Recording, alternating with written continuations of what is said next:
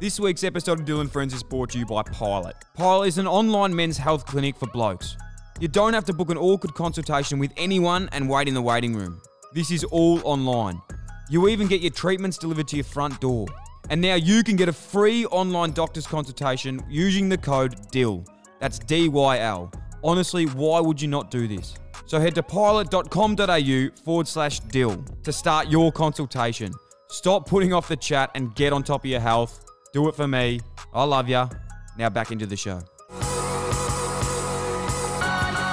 Brandon, Jack, welcome to the Dyl Friends podcast, my friend. It's an honour, it's a pleasure, it's a privilege to have you via the World Wide Web. Dyl, thanks. It's good to be here, you know, locked down at the moment, but can still talk to people like this, so it's awesome. It is, it's incredible. And mate, I've very much been looking forward to doing this podcast since we had a chat. We obviously knew each other from Sydney, had quite a rivalry. It's not often that you get two of the NEAFL's most esteemed players on one podcast, and today's a special occasion for football. I think football is a real winner in this chat. Well, NEAFL football is anyway. Couple of NEAFL legends, hey. I'm a two-time NEAFL Team of the Year player. And Dyl, I think the roots of this podcast, I reckon I met you once off the field at the Unicorn a couple years back, late at night. And I reckon we mentioned it then, and it's been a process to get here, but, you know, here we are now.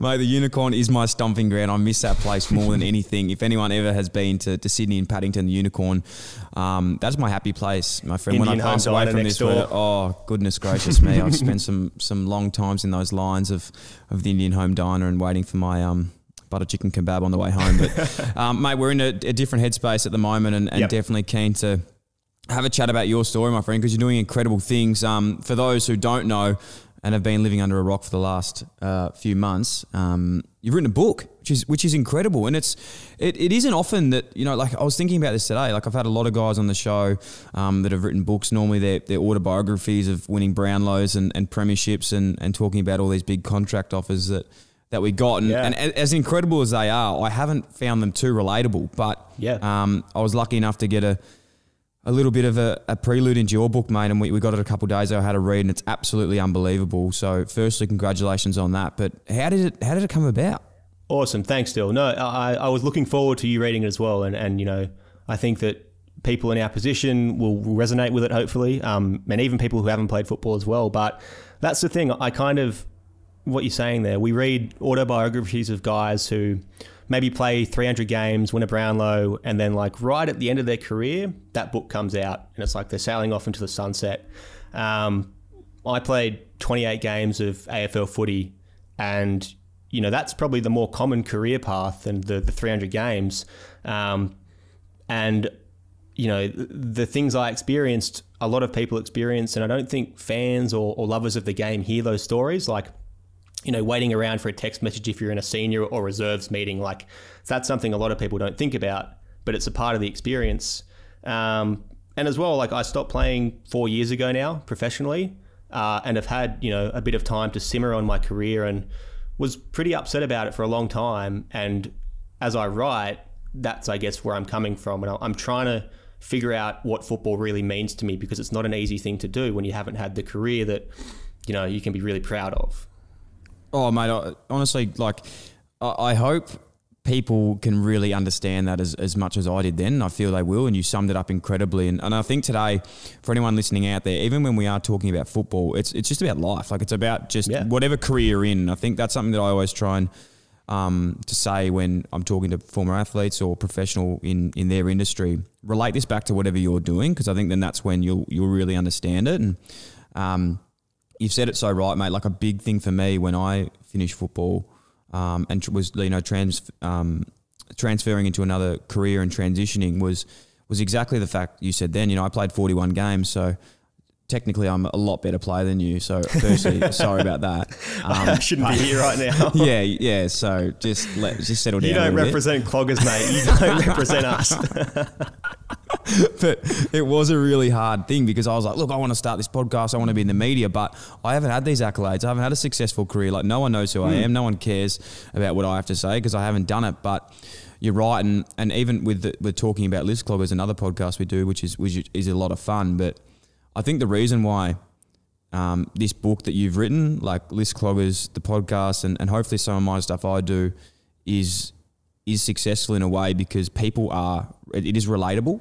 Yeah. You know, like 90% of people don't reach the accolades that they want, but they do grow from it and learn from it and love other passions. They become more well-rounded people from the experience. And from your book and what, you know, I've read thus far, that's exactly, you know, pretty much the story. You know, you've been through these things and you've come out the other end more. Exactly right, Dylan. Like, that's the thing. I think the insights that you can provide on footy and people who haven't had the great careers, it's still valuable insights. And sometimes I reckon, you know, the media falls into the trap of, you know, when they get the commentators on and underneath their name it says all the accolades, and it's like that's what makes them valid. You know, it doesn't. At the end of the day, there's guys who've played 0 games and who offer comments that are like really insightful, and it's a struggle to, you know, fight against that and just be valid in terms of who you are. But, you know, you're doing a great job at it, and I think hopefully, the book I've written can, you know, do that as well in a way.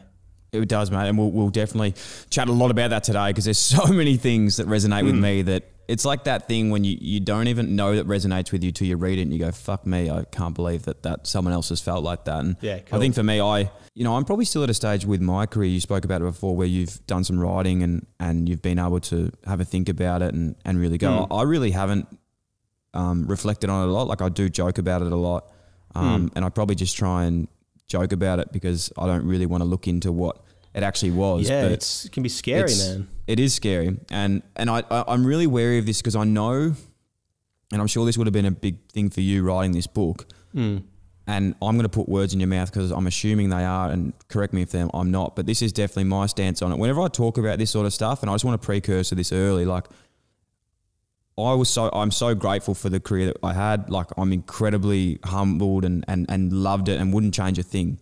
And so happy for it. But just because there are things inside that story that we didn't necessarily like doesn't mean that we're not grateful for what happened. Yeah, is that exactly similar for you? And the thing is, you know, I do the joking about it as well. And there was a long time where that was the only way I would talk about football, was to joke about myself. And, you know, there's nothing wrong with that. But as you said, it's reflecting on it as well and, you know, looking at the full journey. And at the end of the day, I am really glad that I had the career I did and that I played those games. And for a long time, I was like so unable to say that. Like, I wouldn't talk about football, or I would just joke about it. So, you know, there's a lot of people go through it. Let's get into it, man. Cool. Take us back to the start. Brandon Jack growing up in New South Wales. I don't think people actually understand the divide of AFL versus NRL until you live in Sydney. Like, in Victoria, you think it's a bit of a joke, but like, you get there and people like genuinely hate AFL. Yeah. And it's even like, what you would have seen is like, this is really progressive. We love AFL now up here, and it's still hard to tell. Like, when I go down to Melbourne, for example, and I see people wearing Guernseys, I'm like, people wear Guernseys down the street? What the fuck? Like, it doesn't happen up here.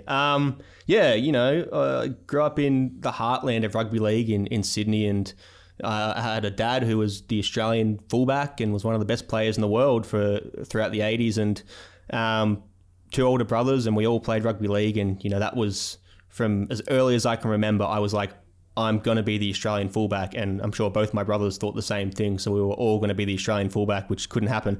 And, you know, just earliest memories are playing footy in the front yard, going to games on the weekend. Had a fierce hatred of AFL. I mean, I call it AFL, not Aussie rules, because I'm just like, and I say Jersey, not Guernsey. I have to force myself to say Guernsey because I'm just a rugby league boy. You know, was so averse to Aussie rules. And then, you know, my older brother Kieran started playing AFL, and don't know how he kind of found the courage to do that. It was pretty groundbreaking at the time.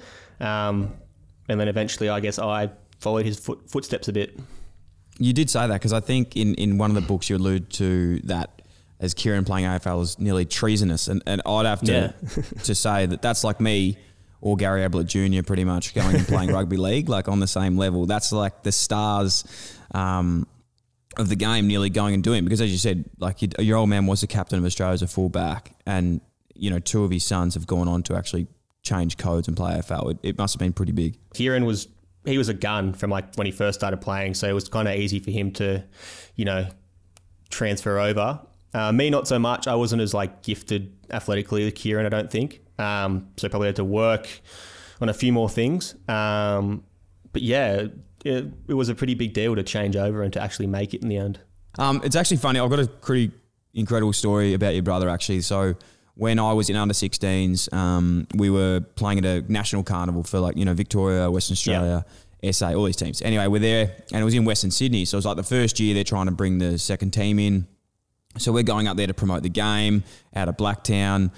You would understand that one time to promote a game in 2016, the last place you'd probably put it in the world is Blacktown. I reckon I've played 60 games at Blacktown in my life at that field at like 7 a.m. as well. Like the resis the running joke was we'd be scheduled for the SCG and there'd be a cloud in the sky and then we'd be at Blacktown 7 o'clock the next morning. Day. Oh man, that drive back is just like, oh. It's depressing, especially after you've had about 4 kicks and you're really worried about the next week. It's a very long road back. But we were there for the carnival and we're in this meeting room and Adam Goods was there. And Adam Goods like came out to talk to all the players and was like, guys, go well. You can be like me one day and, play 300 games, win flags. And I was just thinking, yeah, that's me, 100%. Like, can't wait for this. And Kieran Jack was there. And I was like, who the fuck is this guy? Like, who the fuck is this bloke? And he gets up and he hadn't played a game. Like, I think he'd just been drafted. And he's like, my name's Kieran Jack. And like at this stage as well, I'm under 16. It's like I have OCD. Like I know every name of every player, what number they have, like what boots they wear, like everything. I'd never seen this bloke before. I was like, who is this bloke? I have no idea.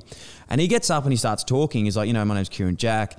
I've just transitioned over from rugby. And I'm really looking forward to debuting for the Swans. And one day I'm going to be the captain. And I was like, who the fuck are you, mate? Like you have no chance. Like you're literally like gonna be there for a couple of years. You're probably just ticking a box that like he was the Swans have to get you there. He was a back pocket tagger at that point as well. He would have been getting probably 5 kicks in the Canberra League at that point in time. Literally, and he wasn't even playing. And I just remember that, and I was like, whoa. And then like fast forward to look now, and I suppose we'll talk about your brother a little bit today because he's obviously your brother and done some incredible things. But 300 games later and a premiership and a captain, he got there. It's pretty unbelievable. I'm so glad that I was there for the years to see him. I was there when he became captain and, he was All-Australian in my first year as well. So I'd always heard from people at the club that, he was a really hard trainer and he was a guy to be like, and finally like witnessing it firsthand was really cool because, he's 7 years older than me. So in the back of my mind, it was like we might never get to play footy together, but we did. So that was pretty awesome. What are your memories, mate, of finally getting to the Swans? I saw your brother's there, as you said. He's been there for a lot longer. You get picked up. How did that all transcend? Were you drafted? Was it like an academy? I don't know if they do this anymore, but I didn't get taken in the national draft and got a phone call like the next day from somebody, Peter Berbatov at the Sydney Swans, and he goes, "Hey mate, you're coming in to train with us on Monday," and I was like, "No, but sure." So I like packed a bag that night, and the arrangement was that I trained for 4 weeks, and then at the end of that was the rookie draft, I think. So it was no guarantee, and the guys doing that were like me, Dane Rampy, Xavier Richards, Sam Naismith, and maybe 1 or 2 more. And whereas like the draftees came in day one and did like a couple of laps and were just like, just looked after, we were like thrown in the deep end day one, doing 3 fartlek runs and full skills. So kind of just really was thrown in the deep end with it. But I think I did adapt pretty well, because that's just who I was as a person. Like if I'm given a task, I'll apply myself to it relentlessly. And then, I remember Horst pulled me into his office after that 4-week period and was like, "You've shown more than I thought you had. And, we're really happy to offer you a spot." And then, I didn't think I'd, play a senior game the following year because they were still, that was a premiership team the year before. But, I ended up playing probably my most games in that first year. Unbelievable. Let's go into it, mate, because I suppose from that, like you said, you've been picked up, you're playing in a pretty successful team on and off. And I think one thing that you and I would both know that what comes with elite sport is selection and deselection and droppings and all these things. And there's a really, really interesting and relatable insert in your book about the diaries of being on the fringe. And I think it's such an interesting point to give insight into about what actually happened and how this takes place, and even the thoughts that go through your head at these stages. Like some of these thoughts that, you speak about in the book, I'd probably publicly never said this out loud, but 100%. I would agree with a lot of these points that I did. And it makes it really hard because I'll let you exclude what they are, but you really, it takes yourself to another side of your brain that you like don't even know if it's like really you or if it's like a normal thought to have. Dyl, that's like, I pushed these diaries away when I retired and shoved them in like a closet somewhere. And then when I found them again, this is kind of why I started writing the book. I found these diaries and I was like, who the fuck is this person? Like it's a different side of me. And, you know, I think I'm grateful that I did write it down because I reckon a lot of guys would go through that and experience it. But to write it down, I couldn't recreate that if I tried. Like some of the stuff I was writing is just like pretty full on. What are some of those feelings and thoughts you had when getting omitted or not selected or let down in your eyes? What was going through your head? I mean, there's different stages of it, hey, and some of the darker places you go to are like, you know, you're in a team, but you see yourself as working against that team. And it's like, for example, in my third year, Isaac Heaney came in and played round one, and I thought that spot was mine. Like I'd had this great preseason. The media was saying I was going to take the next step. But Haynes played, and Haynes is a far better player than I was. But in my mind, I'm convincing myself that spot's mine. I'm like, fuck you guys. I'm the best small forward in this team. That's my spot. So then I'm watching the game from the grandstands, and every time Haynes is near the footy, I'm like, don't touch it. I'm like, I hope he doesn't touch it. Or I'm counting his stats. I know how many stats he's had in my head. And I'm kind of like, all right, if he doesn't get any more, then, you know, they might drop him because I've been dropped for having 12 touches before. Like, it might happen. So, you know, you start, because you want to be in that team so badly, hey, and somebody's in your spot. You know, and then other times I remember I wrote like fuck horse a few times in my diary because I was like, he's not picking me, even though he's not the one really making the complete decision. But you pick people to be like, I'm going to prove you wrong. Like, I'm going to make you look stupid. I'm going to have 40 touches in the resis, all these sorts of thoughts. And it's pretty fucking toxic when you think about it, but it's just how I would put myself on the edge. Unbelievable, mate. It's so true. And I don't know how, you know, people listening to this, I really hope that someone can relate to this, and I'm sure they do, because it's not a feeling that is uncommon. I know so many guys that would have felt like this, but I can literally recall the same things in my head just... And it's not you. It's not you as a person. Like, yeah, it's like survival. You just want to survive, and that's what it turns into. And even on that whole scenario, like, again, it's not your personal decision. It's just what your mind does. It's fucked. Well, you're in this environment where it's like, we used to do trademarks, personal trademarks all the time. So everyone would have to have their thing, which is like, and even if it wasn't true, you had to say like, I am the best two-way midfielder in the competition, and you had to like say that about yourself, and you had to believe it. But, you know, that's not true for everyone, and it can't be true for everyone. So people who, you know, that self-talk doesn't line up with your reality, you get pushed to this point, you know, and that's where I took it out on some people around me. But that's the thing, you talk about footy clubs, and they're your best mates as well. Like, my best mates were the people I were competing against for a spot. And there's not many workplace environments with that dynamic. But yeah, exactly right. And it's crazy. Like, you're competing for... You know, one team, one dream. Like, that's the goal, is to win this flag. But, you know, I was chatting to Sam before this, a producer, and he was saying, fuck, like, do you guys actually think like that? Like, that's unbelievable. But in a way, it's nearly healthy because the drive to get into the team. That's what makes it so strong. So it's like, it's like you don't want this, but also like coaches would be looking going, fuck, we need this. Yeah, for sure. And that's something I don't ever want to come across as being like, we shouldn't motivate ourselves like that, because it does. It pushes you towards greatness. I just think that, you know, there's a balance to be found, or a grey area where it doesn't have to be so all-consuming. Like I still, you know, with my writing, for example, I still do a lot of the same things. And I'm like, if I get a rejection letter about a piece I've published, I'm like, I'm going to show you how good a writer I am. I'm going to write this piece that blows you away. And that works for me. But it's finding that off switch, I reckon, and being able to go, that's when I'm playing footy, that's when I'm writing. And that's got nothing to do with, you know, how I am as a partner or a friend or things like that. Yeah.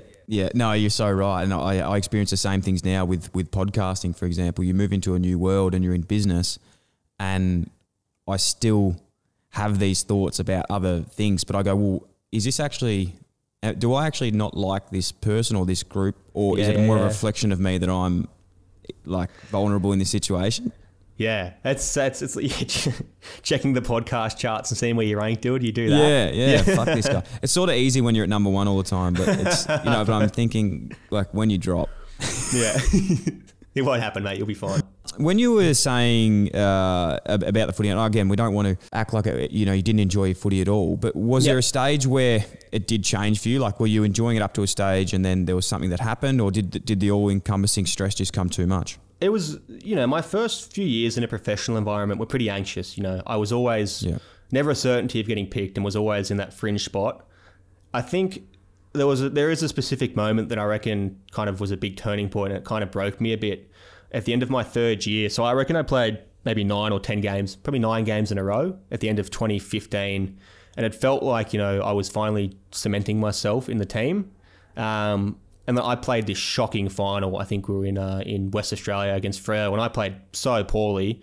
And I got dropped for the final the following week against North Melbourne. And from that point on, I kind of really turned my back on footy.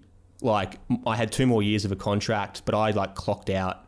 And I got this phone call from Horse when I was at Bondi Junction, and I knew it was coming. I knew I was going to get dropped. And it was a real quick conversation, and he said, we're picking Rosie, James Rose. He's got more firepower up forward. Do you understand? And I was like, yeah, whatever.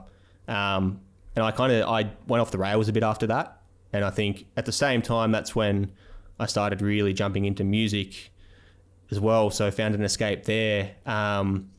But that's probably after that is when I really started drinking heavily as well and doing all these things that, you use to escape.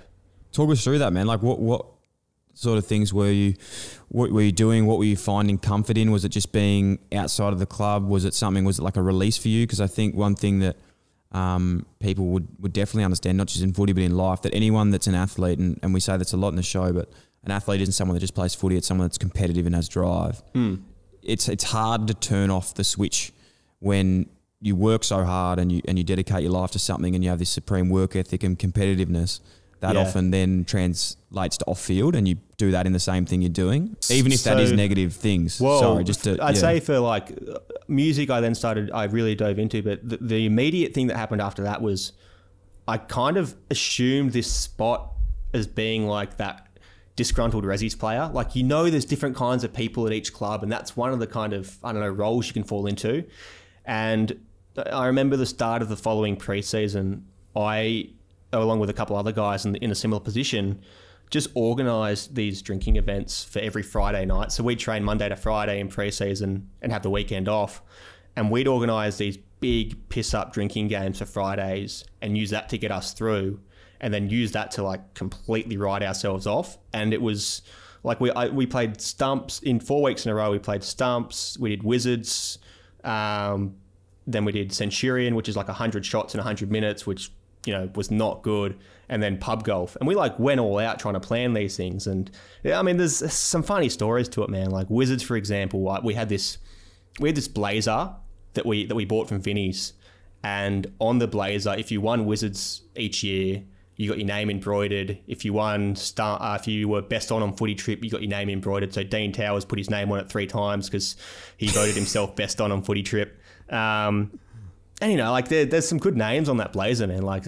Not saying what for, but Tommy Mitchell's on there, Toby Nankervis, some good guys have gone to the Swans. Some elite names. It's a good list to be a part of. Just that was kind of our bonding to comfort each other. But I remember with Wizards, it was how fast can I build this staff that's as tall as me, with Cairns, or pub golf, for example. We had printed scorecards with all the pubs we were going to. We had all these rules. We all dressed up as golfers and walked around Paddington playing pub golf. And it was meant to be 18 holes, but after 7 holes, I couldn't walk because I was so A, bent on winning something, and B, kind of just wanted to drink a lot of this pain I was feeling about footy away. So yeah, there was a lot going on there. Do you think a part of these as well, and speaking from experience when I was younger, and I think this was pretty prevalent when I was at Carlton, I probably couldn't get the respect I wanted on the field, so I just wanted to be liked, and that was a massive part of me just being an idiot. I'd do stupid shit just to somehow maybe impress people, And just, I was just so stupid, like being young, just thinking, I just wanted to be liked instead of being respected, and didn't know how to get it. Yeah, I saw if I couldn't get respect on the footy field from people, because I felt like I didn't have that, I was like, well, I'm going to be the pisshead at this club, and I want them to be like, BJ doesn't care about footy, he just cares about having a crack on the piss, and you know, that's why he's not playing seniors, not because he's not good enough, but because he just doesn't care enough. I fell into that massively. It's a big thing, isn't it, man? Like it's nearly like, a lot of people do this. It's like you're nearly giving yourself an out. Like you're pretty much burying yourself before you're even giving yourself a chance. And I think we really do this a lot. It's so like, you know, if I don't care about something, then I can't be hurt by it. That's totally what I was doing. Yeah. And, you know, and I know a few guys that did it, and to hear, you know, that you recognize that other people do it too, it kind of makes me feel a bit like better in a way, but I wasn't the only one doing it. Oh yeah, no, I don't think it is, man. And I think there's plenty of people out there that would do this, and to be able to reflect on it now, and that's like a big thing. Like I'm going around in circles today. It's nearly like a bloody therapy session for me. But I think that a lot of these things you look back and you go, fuck, I was such an idiot. But in a way, it's made me who I am now. So like I'm really thankful for it as well. Well, yeah, you don't listen, like it's maturing in a way, but you know, like they do tell you at the start of your career, like, you probably won't be the guy that plays X amount of games. Like they warn you about that stuff, but the way we're geared and the way we kind of hone ourselves as athletes is to just deny that and reject it. And I don't know, maybe it's sharing that story in a different way, or sharing more of those stories will help people understand it. But yeah, it's just a natural thing, I guess, to do at the time. Do you think, you know, I was thinking about this today, and I hope this makes sense, but I honestly look back now at the end of my career, and what you said before about you don't want to let people know that you care too much because you don't want to let them know that it's hurt you. It's like I never wanted to, you know, the way I sort of left the game, I never wanted to leave everything out there and actually be man enough to be like, no, this is actually what I want to do. So I was just like, look, you know what, I am done now. I'm ready to go. Yeah. Just so people didn't think that I was heartbroken by it. Yeah. But then I look at what happened with the podcast, and I was like, well, fuck, now I can transition to this, but I have to go at this with everything. Otherwise people are going to think that I still can't get over my career. Yeah. Nothing kind of prepares you for it. Hey, I remember my whole last year, I knew I was going to get delisted at the end of that year. I knew the whole year I wasn't going to be at the Swans, and I didn't talk to clubs about getting trades or anything. I'm like, I'm done at the end of this year. But still, when I had that delisting meeting with Horse and Tom Harley, like, I cried my eyes out in that meeting, and I had prepared for it for a year, and it was like a 2 or 3 minute meeting, but man, it just rocks you, like, because you've spent your whole life wanting to be something, and no matter how much you pretend, like you can't be at a professional footy club if you don't care. You don't rock up every day. You don't train your ass off if you don't care. And that, I just remember that moment rocked me so much, and that just showed like, yeah, it meant so much to me. No, I think it's a massive trait that I think males in general, we don't like to show that things care to us. We joke and we use banter when something close to us, we can brush it off as a joke, but deep down we know that fucking hurt, and like we really probably fucked up in this situation. For sure. And I think, you know, the banter and stuff's great, and it does have a role, but you know, also being able to be like, fuck, I was hurt by that. It's a powerful thing. Well, it takes more guts than anything. Like, again, we go back to the point, and I probably overuse this so much, but I use it in life now, is every decision I make is about being respected over being liked. And I think those people that can come into workplaces or their industries, and I go, fuck, this bloke or this girl does not give a shit what anyone thinks, and they just go for it. And that's like the people that I'm drawn to. Whereas there's other times where I would have sat back and be like, what a loser, why are they doing that? Yeah. I mean, did you have that line at Footy Club, at both your clubs, like versus respect? We used to talk about that all the time at the Swans. We didn't, but I needed to hear that message. Far out, yeah. It was like, well, I mean, the Swans had a great culture, and we all knew what it was, but we used to start meetings, like leading team sessions, and the opening line would be like, well, what are we here for, you know, to get better, and what do we value? And it's like, well, respect over like, and we all knew that. And why do you think that was so hard? Like, what was it at the Swans about that culture. Do you think that everyone was buying into that? Because the Swans have an incredibly famous culture, I suppose, about the Bloods and being respected over being liked. Yeah. Was it prevalent through the whole list, or? That footy club, the Bloods culture is so powerful, and you come in knowing about it too, which kind of, helps a bit. But then all around on the walls, there's what it is and the behaviours that make it up. And we'd always do sessions where we honed in on it. So everyone knew we had a trademark, which is like, I don't know, 3 words and 2 behaviours for each word. And I still know those off by heart because that's how often we repeated them. That side of things was really powerful to be a part of because, outside of footy now as well, I like to live by those kind of traits. I'd never been at another club, but from people I'd spoken to who'd been at different clubs, they were always pretty amazed by how we did it as a team and how kind of on the same page we were with things like that. What were some of those things? Like, is it hidden about like what you're allowed to speak about, or is there just something that stands out to you? They've changed it now. We had this 1 hour meeting once about, do we replace the word hard with relentless or ruthless? We were that kind of nailed down into it. Yeah. Hard, disciplined, united was the 3 words that when I was there, we'd used to talk about all the time. Hard would be 100% of effort, 100% of the time. United, it'd be like, I drive my teammates, I do extras and things like that. So it was real simple behaviours that we all knew, and we'd pin it to the back of our lockers. And I think all the first year guys had it above their beds at home as well. There's simple things that, you don't have to be a great player to do those things. And I think, I'm aware. I think I probably over exceeded as a footy player, to be honest. I shouldn't have played as many games as I did, but I think part of the reason I did was because I saw that culture and was able to do those things. So it was beneficial for me in a lot of ways. Who would you say at the club while you were there was some of the biggest drivers in that? Like someone that stands out for me straight away, like Luke Parker. Just loving the way he goes about it. Parks is pretty chilled out though. He's such a red hot guy on the field, but off the field he's a surfer guy. He plays guitar. He's real chilled. Easily for me, I'd say Jared McVeigh. Incredible story. He's been through so much, but I would have talked to Macca 10 times in my career because we were rarely in the same team and didn't have much in common off the field. But I'd vote him number 1 in leadership every year because I respected the hell out of him that much.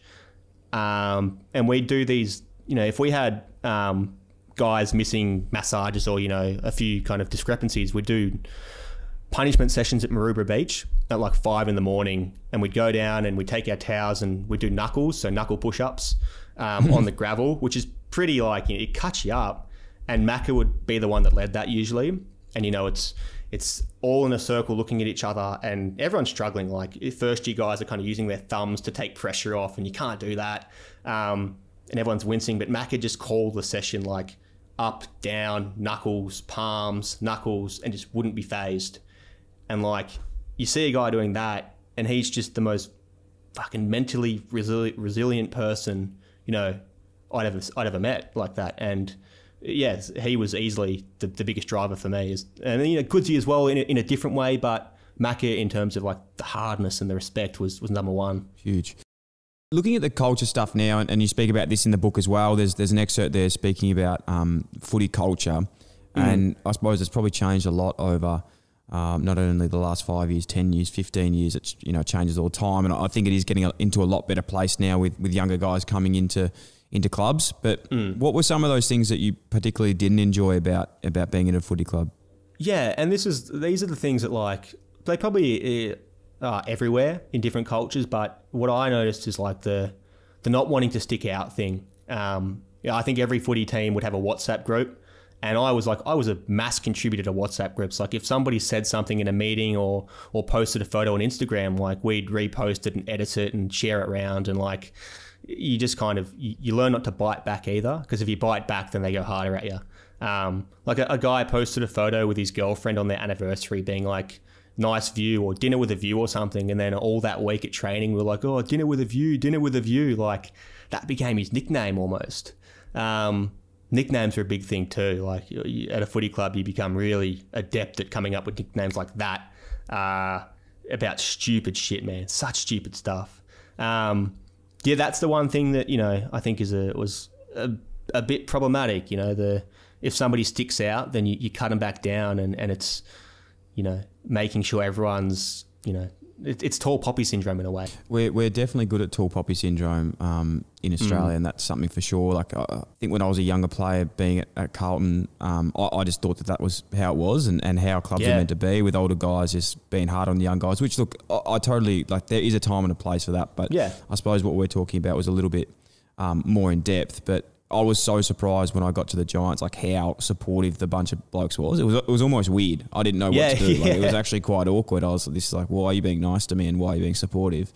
But a part of that, I think you said in the book, came back to us again, like in general, males not wanting to be seen as the outcast. And I think like we're just not, so much of our emotion we use, and again, I can hardly articulate this sentence together, but so much of the emotion we use, it's nearly crying out for something else sometimes, like with the banter and everything else that goes along with it. Well, yeah, for sure. And I think something that really sticks out to me is like when we drink with each other, we'd hug each other, and we'd do things like that, and we'd actually open up to each other. And we had this game going. I was on a footy trip one time, and it was after, I don't know, 10 drinks or whatever, we'd play this game where we'd finally say nice things about each other. So we'd go around a circle and we'd say something nice about somebody in the circle. That's my favourite game. And it's, I do that all the time now. But it was like, we had to have so many drinks to get to that point, and it would be so unnatural to have done that before. Yeah, man, it's so interesting. What do you think now? Like, going back and reflecting on your career, are you happy with how it turned out? Do you think, like, from all these experiences that you went through, you're a more well-rounded person? Do you regret anything, or is it just a part of your life now? Yeah, good question. I am content with it. You know, I'm glad that I was there for those years, because I've had experiences that, you know, not many people get to have, and I think the club, you know, instilled some values in me that I live by today. But at the same time, if I had have not made it and gone to university and finished a degree by the time I was 21, or if I travelled for a few years, I would have, you know, found value in those as well. So it is just a part of my past now, and you know, I'm glad that it happened, and, you know, moving on to the next thing, I guess. Yeah, no, I totally agree, mate. For me, not that you asked, but I thought I'd give my opinion on it anyway. I'm super proud of everything that I've been able to achieve, and so happy. And the last thing I'd ever want by anyone listening to this is to think that, you know, we're bashing the AFL careers. I know for a second that any young male or female that wants to play footy would give up anything to do it. And I seriously think that I am probably the luckiest man in the world to have done what we've done. But in saying that as well, I think you realise really quickly that there is other things to the world, and again, putting words in your mouth and my view on this, like, as much as I wanted to be a really good footballer, I always wanted to be like a better person, and to grow from the experiences, and not let me playing 41 games be the highlight of my life. Like, I wanted to be able to do something next and still be as happy and fulfilled as what footy had for me. I wish I played 41 games, Dyl. I just had to get that in there, man, just to make you sure. Hey, so this book writing process, like, this is pretty incredible. Look, we do have some academics. There's a lot of guys that I've played with that are quite intelligent. They do a lot of study, but I've never played with any guys that are like writing. How did this come about? Was it something that you did from school? What was the goals around this? Toot my own horn for a second. I was always a pretty good writer in school, and teachers would always point that out to me. And I was really competitive in school as well, so I wanted to come first in subjects and whatever, so I applied myself there. But I didn't write for my first few years at the footy club because I just wanted to be a footy player. That's how I saw it. And then, you know, coming out of the system, I started writing again.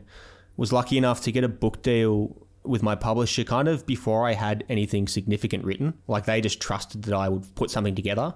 I think I bluffed them a bit. I told them I had way more done than I had, and they trusted in me. So how does that, sorry, just on that, how does that actually work? Do you just go to a publisher and say, I've got an idea for a book? Normally, you'd have to, they have this document on their website that you can fill out, and they ask your idea and all that, and they pitch it internally. Mine was a bit different. I contacted this publisher, this woman called Jane, who I knew of on LinkedIn, and I don't use LinkedIn, but I inboxed her on there and was like, I want to write a book. Like, what can we do? And we met up, and she must have liked what I was talking about. But what we were talking about then was far different than what I've ended up doing, which is interesting in itself.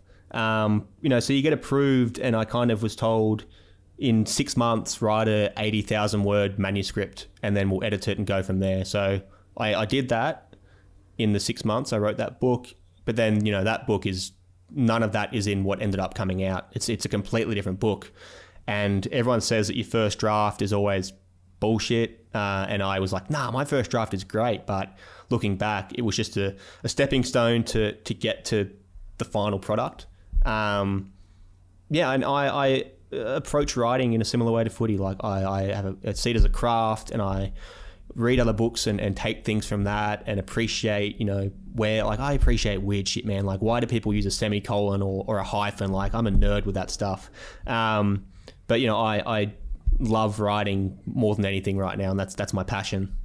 You'd absolutely fucking hate me, man. I literally put like commas in the middle of no, that's the thing. I'm words. Like, do I don't it your even way. know where. I don't know what goes where. Like even in terms of language, I can't even talk properly. I know you're a big fan of the show. I have a knack of just making up words. So in the book, it wouldn't make sense, I suppose. You've got to have the tone of voice when you're actually making up words, because people can still sort of understand what you're saying. Yeah, there's an extent to be craft, but I think there's beauty in that. Everyone's got their own voice, and I like that. I'm glad I didn't do too much at university that taught me how to write a certain way. I always have written my own way, because everyone's got their own voice. I like it. Hey, I know this is just more saying, I've only read one book of late, and it was besides yours, and it was The Boy Swallows Universe. Okay, yeah. I Have you read that, man. Oh my God. This is a hot take, really controversial, but I picked it up and read a few pages and couldn't gel with it, man. I couldn't do it. And I'm like, I feel like an outcast, because I'm the only one I know that's like that. So if anyone else out there feels the same, then please, we'll start a group together and talk. Maybe I think it just reflects me being a real surface level reader. I just read whatever's popular. And it's a great book. I can appreciate it for what it is. It's like, I think it won every award possible. Okay. Trent Dalton, man, he's a genius. Well, I don't know if you're going to like this compliment then, but I felt like the actual styles of that was quite similar. Like, oh, great. When reading your book, and wow. I can't say this because I haven't read a lot, but when you talk about something where you could just say, this is a rock, you sort of go into depth about what the rock actually is, and like everything that surrounds it. So I should have got you to do an endorsement for the book. You should. This is kind of like Boy Swallows Universe. I don't know. I don't know what I'm talking about. I just like the way you explain things. That's like I've written a few articles for the paper, and this is a completely different writing style to that. Normally, if I write for the paper, I'm paid to write an opinion on something, and to write an opinion on something, you have to you can't just paint a picture. You have to say, like, give a take on it.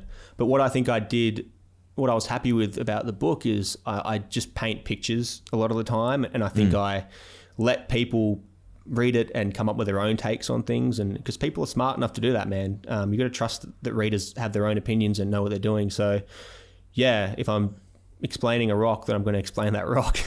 Yeah, you rock it well. The thing that you just mentioned there, though, that's actually really spot on is something that happens to me all the time. Like, I'll be watching a movie or listening to music is another one that's really similar. Like, I'll be listening to the lyrics and think of something that relates to me, but then I listen more into the song. I'm like, oh my God, that has nothing to do with what I'm talking about, but I got this out of it. So like, it's a pretty cool thing to have. Like, you're sending your message, but by someone else reading that, they're taking something so different out of it.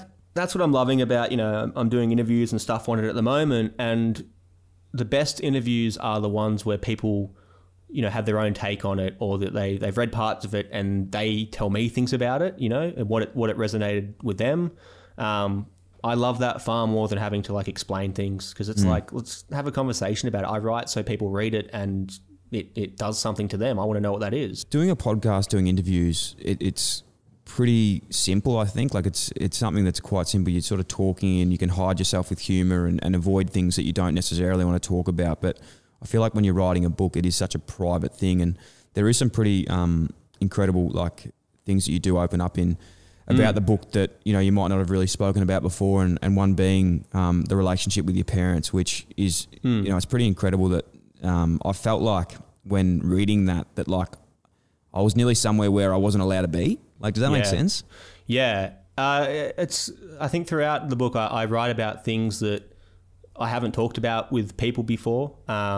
Things that I see as vulnerabilities, and things that I see as not meeting like an expectation, a societal expectation. And, you know, I have a strained relationship with my parents, and I haven't talked to them properly in years now. And, you know, I didn't really want to write about it, but it just kind of was so important to the narrative. And my family had been written on before in the media, and I think in the context that it had been written, I know that people get 400 word space for an article or 700 word space, and to explain a situation like that can't be done in like that amount of words, especially when you have a 15 word headline, which is very clickbaity.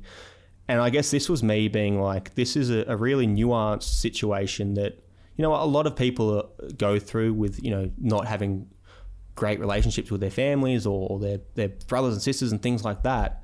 And I still don't think I captured it completely, but it was a lot of work went into being like, hey, this is not a fun situation to be a part of, but it's still partly my choice. And I didn't want to write trying to say there was a right or wrong in it either, because there's not. I've written self-reflection at the end of the day, and more so than anything, I hope that that's what people take from it, is this is me searching for meaning with a lot of things in my life. And football, yes, but, you know, family is another one, and it's so closely connected to football in my life that, you know, I had to write about them both. But, you know, I've if somebody else out there reads it and is like, shit, this is something I haven't thought about, or that, you know, I haven't been able to put into words myself, then like, fuck, that's great. And I'm hoping that does serve a purpose for people. Yeah, man, I'm sure it will. I'm sure it'll be a massive thing for people. And I think it's one of those things that you might not even know how many people it probably affects until the book's released and people really read it. Yeah. Again, like because as I said, I talked about how I had a different version of the book at the start. And in that version, there's two things I wasn't going to talk about in that first book: football and family. And I had half a page on my family, because I knew that I had this feeling that like the media might ask questions about it, because it's just something that would come up, and I didn't want, you know, it to be taken out of context. So I wrote like, I'm not going to answer any comments on my family. That's my choice. And I did the same thing with football, in being like, I'm not going to talk about football. And, you know, those are things that I was running from, hiding from, and that, you know, delving down into probably, you know, will help other people. It's helped me, but, you know, talking about things that we wouldn't normally talk about, there's power to that.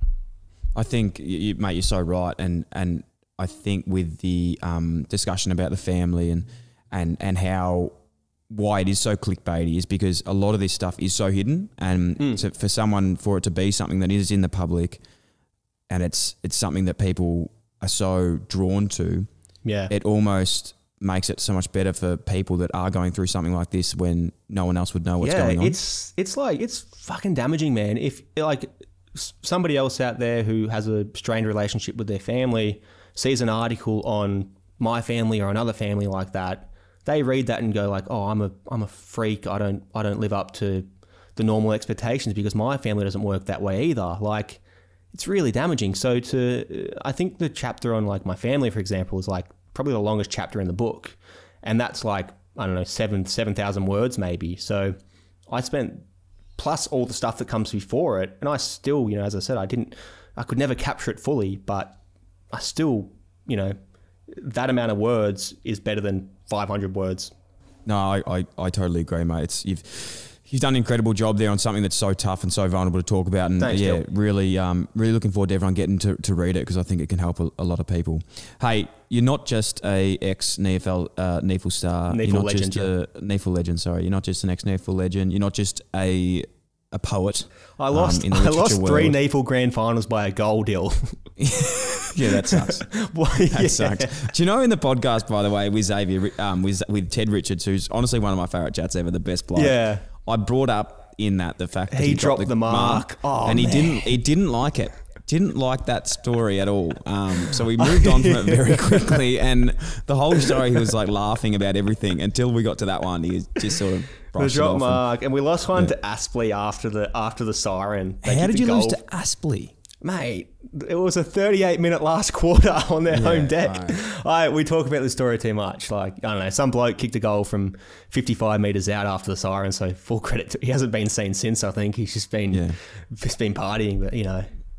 Anyway, that's my NEFL stories. Yeah. Done. Let's go on to the next phase, because this is pretty impressive, mate. You are not only a writer, as we said, but you're also in a band, and that is fucking cool. I had Tallanova on the show last week, who I'm sure you know a lot about Tallanova, yes? I know everything about every Australian band. Okay, every fantastic. up-and-coming Australian band. Well, they're absolutely unbelievable. Angeline is probably one of my favourite singers I've ever come across, but it was so interesting because I love music more than anything. Like, it's honestly my life, but I realized how much I actually knew nothing about it. And even just like forming a band, you can be in like 10 bands at a time. The like record labels and deals and how they take a lot of money from you, especially in Australia, how hard it is to fucking break into the market. But you have been in a couple bands, one being the Vitriots, who I'm a massive fan of. Oh, nice. You're the one. No, that is me. But that's obviously finished up now. How did you get into music? But just quickly, there's this massive overlap between like indie music in Australia and AFL fans, and it is so bizarre to me. Like, my closest music mates are huge footy nuffies, man. Like, they know more about it than me, and it's just like it's so eye opening, because I was like, I always thought that musicians were like, nah, sports. Like, who cares about sports? But nah, man, they love it. It's so awesome. But do they pretend they don't love it though? I feel like sometimes the really indie ones feel like they're too cool for school and they don't want to support.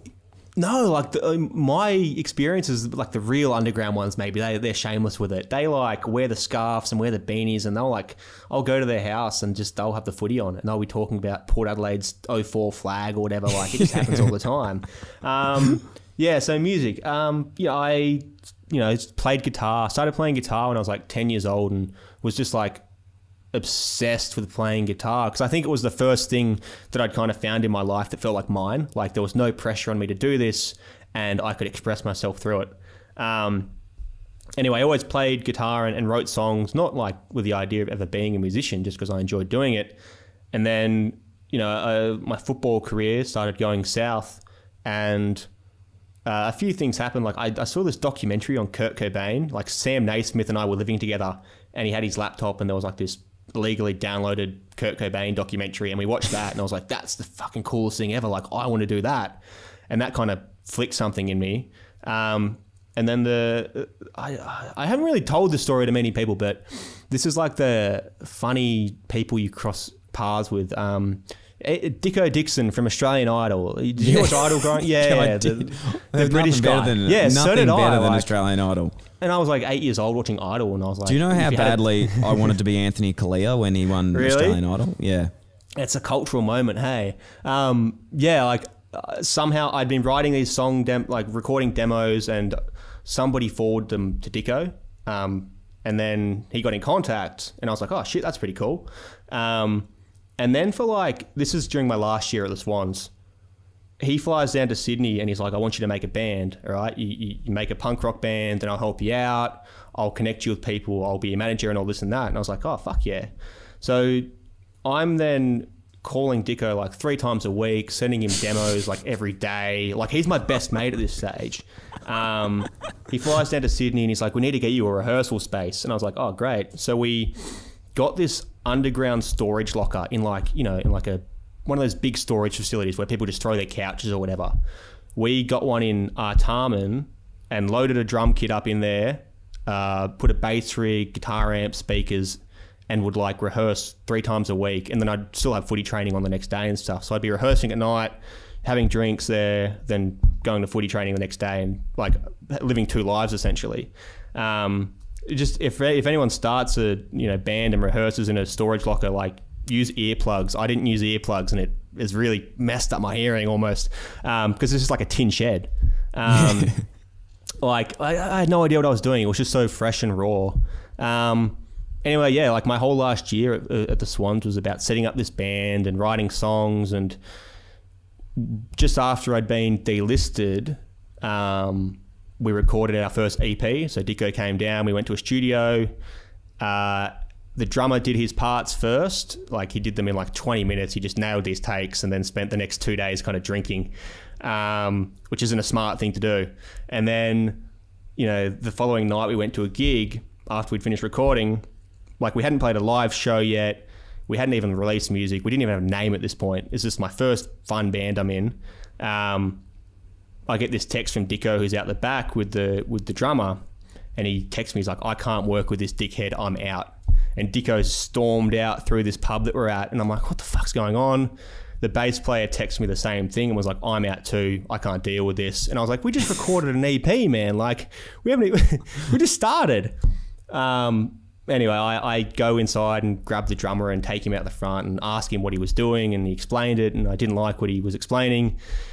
Next morning, kick the drummer out of the band, and it's like, we weren't a band anymore. So that was like my very first band broke up, like before we were even a band that had played live. With Dicko. With Dicko's managing this band who hasn't played live. And like, we were not very good, man. The songs were just like my first songs I'd written. Even like Dicko set us up with a lawyer to talk contracts, and the lawyer cost like $600 an hour or something. And we hadn't made any money from the band. I'm like, me and the bassist was like, how are we going to pay for this? Yeah. And you know, things didn't end up working out with Dicko, and you know, he was really wanting us to keep working together, but it didn't, because I think I was so set on being this like underground punk thing, and I didn't want to be associated with anyone who'd made it or who was from like a popular TV show.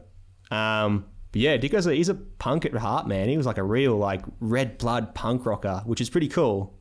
I'm more interested in what this drummer was doing that was so bad that Dicko didn't want to hang out with him. Well, that's funny, because like earlier that night we'd been at a gig and the drummer was like tackling me on the dance floor. Like, me and him had played footy together as juniors, and he was like tackling me on the dance floor, and I was like, mate, stop, like please stop. And Dicko was like, no, we love him, mate. We love his energy. He's got great energy. You should really value that. And then 2 hours later, he's walking out being like, I can't work with this guy. Yeah, so that was the end of the band that kind of like had no name, and after that formed the Vitriots. But that was my first band, my first love that didn't work out, you know. What's next for you, my friend? You've finished up with sport. You've written your first book that's been published, and now back in the music scene. What's next for you? What's on the horizon for Brandon Jack?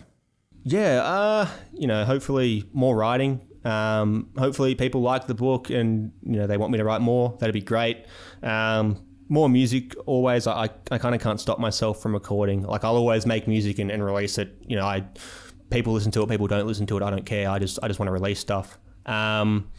Books, you know, and keeping myself open to other things. Like, I'd love to explore writing for TV or like getting involved in production as well. There's so many things out there to learn and do. And I'm open to them all, I guess.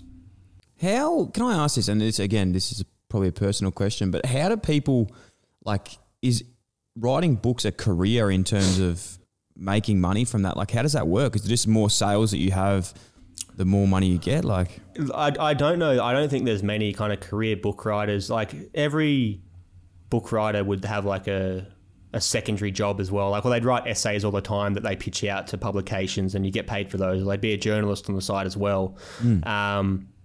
It's one of those things where, you know, it's a risk, and there's probably not a whole heap of money on it, to be honest with you. But, you know, to have something out there that you've done, and to hold like a book in your hands that you've made, like nothing else is like that. It's like, I knew that the moment I held it in my hands the first time, I'd be like, this is something really cool.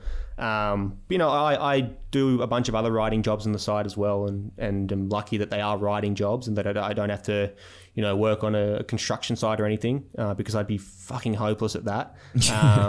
You know, I'm lucky I can work with words. Mate, it's incredible. You're so right with someone holding your book. I think, as we alluded to earlier, you can listen to people talk, you can explain something yourself, but something about reading and writing that can't be actually spoken. Yeah, for sure. And, you know, it's like, yeah, people love vinyl records as well. I think we just love having like these physical possessions almost. It's cool. We have, it's funny you bring that, we have a new studio here in Melbourne, and the one thing I've bought is a record player. And I used to rip into people for so long about vinyl and being like, shut the fuck up. It's exactly the same. It's all on Spotify anyway. Oh, it's all on Spotify. It's all the same shit. But then I actually got my own with a good speaker system. It's good, and man. it is the most unbelievable thing I've ever done in my life. Yeah, it kind of classes things up a bit, hey. It's just that little, even just a little pop at the start when you first put it on. Yeah, the vinyl crackle. It's great, man. Yeah. No, I'm turning into one of those guys. Do you have an album for me that I should check out? What's your favourite album of all time? Oh, you're a Strokes fan. I reckon you're a Strokes fan. I love the Strokes. Yeah. Okay. Well, I won't give you any Strokes then, because you the first one. I've only really heard the first one, like from year 9. I used to listen to. I think. What am I listening to at the moment? I'm in a big Radiohead phase. I love, they're just so left field with all their stuff. I think if people I'll probably have to make a playlist for the book at some point. So if you're reading the book and you're looking for something to listen to, Moon-Shaped Pool by Radiohead, that album, it's very, I don't know, like cerebral, and there's a lot of strings and orchestration, but they just can't do wrong, that band. So Moon-Shaped Pool by Radiohead, I think that's what it's called. Okay, never heard of that before. I'm going to definitely go into it. Do you know who Radiohead are? I've heard the song Radiohead. Creep by Radiohead. Man, I know. Yeah, definitely knew that. No, for sure. It's definitely good. Hey, mate, thank you so much for all your time today. It's been absolutely unbelievable. To take us out, and I'm putting you on the spot here, can you read us one of your favourite excerpts from the book? Have you got any tabs there that you'd be able to open up and give us a read? Basically, this is a small excerpt from the book. This is just a few days before I got delisted, and this is a scene I walked into a backyard, and it's funny because it's I'll read it anyway. It goes for like a minute. When I walked into the backyard, I saw one of my teammates holding a glass of red and smoking a cigarette. Lying in the garden behind him was another teammate, shivering, wrapped in a blanket, gripping a bottle of Smirnoff vodka. I sat at the table, opened a carton of Winfield Reds and lit one up, then took a swig of vodka.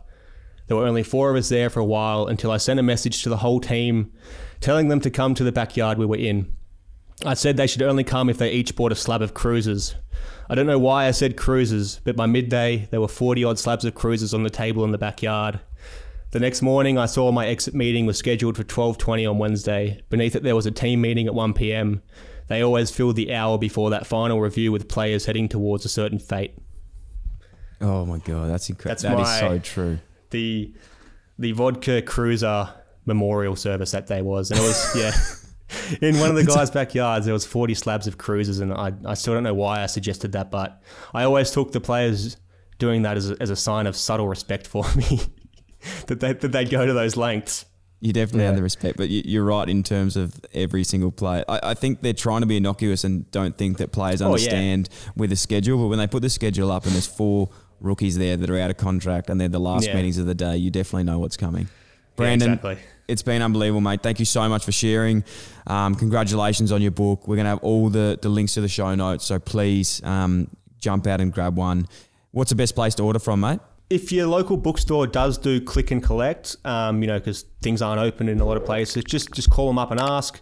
Booktopia has a few signed copies on it as well, so that's probably the best place online to go to. But support your local bookstore if you can. Awesome, mate. Thank you so much for your chats. Thank you so much for your time. Can't wait to catch up soon when the borders opened and have a couple cruises, mate. Thanks, Dyl. I'll see you at the Unicorn if it's still open, hopefully.